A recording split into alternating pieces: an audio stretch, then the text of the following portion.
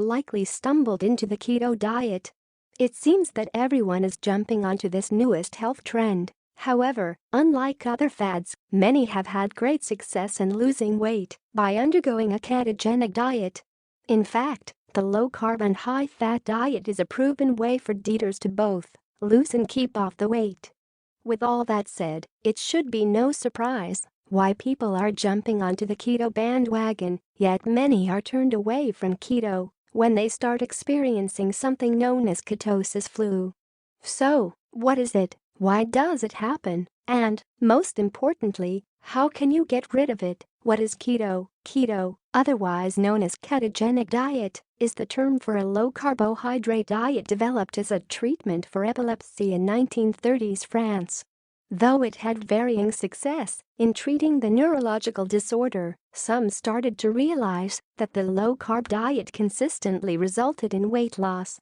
Instead of getting energy from carbs like bread, not counting keto-friendly bread, wheat, and pasta, those undergoing keto prioritize protein and fat. Dieters opt for less than 50 grams of carbohydrates a day in order to trigger their body's response to the sudden drop in blood sugar. Then, the body is forced to adjust to breaking down protein and fats. From Energy Keto Diet infographic, which will cause the dieter to lose weight rapidly. Instead of burning glucose, the body is shifted to start burning ketones. This process is called ketosis. Most undergo ketosis for a series of weeks before transitioning to a different diet in order to build muscle, since keto is considered better for weight loss rather than as a long-term lifestyle change. Some adopt a ketosis diet on a rotating schedule, performing the diet for several weeks, then eating a higher amount of carbohydrates for a month before returning to ketosis in order to boost their rate of fat burning. Typically, dieters follow a meal plan that consists of 60 to 75% fat, 15 to 30% protein, and a mere 5 to 10% carbs. For more information on getting started, check out our Beginner's Guide to Keto. What is keto flu? Though the ketogenic diet is considered well tolerated by most people, there are some potentially nasty side effects that you can undergo when first starting the diet. Ketogenic flu, also known as carbohydrate flu, refers to the range of symptoms that most people experience when they first begin the diet.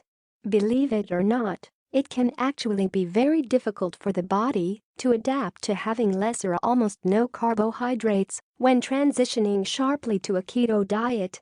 In the United States, most consumers' daily diets consist of around 60 to 70% carbs, while keto diets reduce consumers' carb intake by under 50 grams per day. The sudden decrease in carb intake can come as a shock to the system, causing symptoms that mirror withdrawal from addictive substances. Considering that simple carbs, especially pasta, white bread, and rice, are essentially composed of sugar, it makes sense that our bodies are very used to the carb-caused cycles of blood sugar spikes. When you switch from using glucose to burning fat for energy called ketosis, the body may at first act as if it is entering starvation. All of these factors combine to cause ketogenic flu, which includes a range of unpleasant symptoms that mimic influenza or the common cold. Symptoms of keto flu. Everybody's body reacts differently when they start creating drastic changes in their diet. Some people may find that they tolerate keto flu very well and experience none of the frustrating or nearly debilitating sickness that others complain of. Meanwhile, some may find the transition exceedingly difficult to undergo. Luckily, most symptoms of ketogenic flu appear within the first week and last only a few days. However, some people may experience symptoms for 2 weeks or longer. Symptoms of ketogenic flu may include nausea and vomiting, diarrhea, constipation, low mood or irritability, dizziness when standing, orthostatic hypotension. Stomach cramps, lack of focus, body aches and muscle soreness, insomnia, cravings for carbohydrates and sugar. If you find that your symptoms are not getting better with time, you should consult with a primary care physician in order to determine the best course of action. Long-lasting ketogenic flu could relate back to symptoms of other illnesses or disorders exacerbated by the new dietary change. Who shouldn't do keto? Though keto is generally considered safe, there are some people who should not perform a low-carb diet as it poses a risk to their health. Significant shifts in eating patterns can pose long-term safety risks. Pregnant and breastfeeding women. If you are pregnant, you should not undergo keto since it is associated with developmental problems in the growth of the fetus. This could increase the risk of neurological defects and birth defects, such as spina bifida. Additionally, there is a lack of studies showing the safety of ketogenic diets on infants when a mother opts to breastfeed. Rather than performing keto, mothers can opt for moderate carb intake diets that don't emphasize very rapid weight loss. High-performance athletes. Ultimately, ketogenic diets are used by those who want to lose weight rather than those that need to perform well in athletic competitions. Extreme exercise while on keto is highly associated with fatigue, irritability, digestive problems, and orthostatic hypotension. If you'd like to emphasize performance in high-endurance sports, try adding more carbohydrates to your pre- and post-workout routines. Teenagers and children. Early studies have demonstrated that children on ketogenic diets experienced stunted growth and developmental delays. Keto should only be undertaken by teenagers under the strict supervision of a doctor and for therapeutic purposes. Those without a gallbladder. The gallbladder is responsible for breaking down and metabolizing fats. It would be reckless to opt for a high-fat diet since the body has a diminished ability to effectively process fats. However, shorter fats, such as those found in coconut oil, may be able to be processed by the liver. Type 2 diabetes. Though diabetics aren't completely barred from the ketogenic diet, they should only undertake it under the supervision of their primary care physician. Unlike carbohydrates, fat and protein don't have significant effects on insulin. How do you get rid of keto flu? Thankfully, there are plenty of ways to diminish or get over ketogenic flu faster. Though you may feel like quitting, remember that these symptoms will fade gradually with time as your body continues to adjust to the diet. Eliminate carbohydrates gradually. Cutting carbs immediately from your diet results in a drastic reaction from your body. After all, it's a difficult process. To help your body transition from glucose use to directly burning fat, you essentially have to trick your body into thinking that it's starving in order to enter ketosis. Instead of jumping in head first, consider slowly removing processed and simple carbohydrates from your diet first. Start by drinking water instead of carbonated sodas, then gradually cut out foods you can live without: candies, bread, pasta, and cookies. Afterward, you'll find it easier to reduce your intake of whole grains, fruits, and starch-based vegetables. Since your body will have adjusted, you'll find it much easier to avoid getting ketogenic flu in the first place. Stay hydrated. Since our diets are composed of less salt due to the sudden decrease in processed foods, we tend to retain much less water. Additionally, one of the primary components of carbohydrates includes glycogen, which binds to water in the body and keeps it from being excreted. During keto, you rapidly lose water from your body, which makes dehydration much more likely than normal. Additionally, ketogenic-induced diarrhea can also make you lose water much more quickly. Just like with normal influenza, you should strive to drink more water than you normally would during the day. Persistent dehydration is one of the primary causes of nausea, vomiting, abnormal digestive behavior, irritability, and headaches. Herbal teas and drinks without caffeine can provide a tasty way to keep up your fluids. Soups that are high in salt can also provide a way to better retain water. If your urine is not clear, it is likely that you are dehydrated. Supplement your diet with electrolytes and minerals. One of the primary causes of ketogenic flu is an electrolyte imbalance.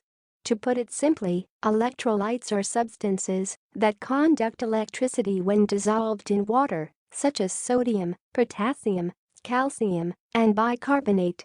If you are lacking these electrolytes, you may experience symptoms like twitching, weakness, heart palpitations, and other side effects that worsen nausea and dizziness.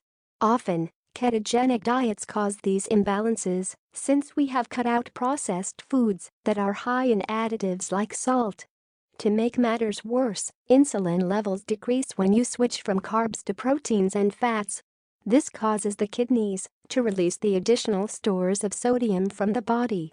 Without the normal degree of water retention, we end up flushing sodium and other electrolytes out of our bodies. This can be solved simply by adding more salts to our foods, taking magnesium supplements, and opting for foods high in potassium. Nuts, avocados, mushrooms, and dark green vegetables all have many of the electrolytes we need to stay healthy. Avoid exercise. Though it may seem unproductive to avoid exercise, it is important to rest when you start experiencing flu-like symptoms in order to recover as quickly as possible. While you are undergoing ketogenic flu, your body is still adjusting to the new and uncomfortable changes. With fat and protein-based diet, your body is less adapted to effectively providing consistent energy, resulting in fatigue, weakness, and dizziness if you train strenuously. Opt for walks around the neighborhood and light exercises when you feel the need to move around. Try to sleep more than normal. The symptoms of fatigue and irritability aren't just caused by the new diet. Studies have demonstrated that most lack of focus and frustration is caused by the lack of sleep that new keto dieters experience. Decreased hours and quality of sleep cause stress hormones, such as cortisol and adrenaline, to rise. This may cause the symptoms of ketogenic flu to increase and can irritate your poor mood. In order to get better sleep, reduce your caffeine intake later in the afternoon and the evening. If possible, try not to drink any caffeinated beverages past 4 p.m. Try to establish a normal sleeping routine that has you going to bed and getting up at the same time every morning. Additionally, try to limit your time in front of bright screens at least an hour before bedtime. Eat enough food.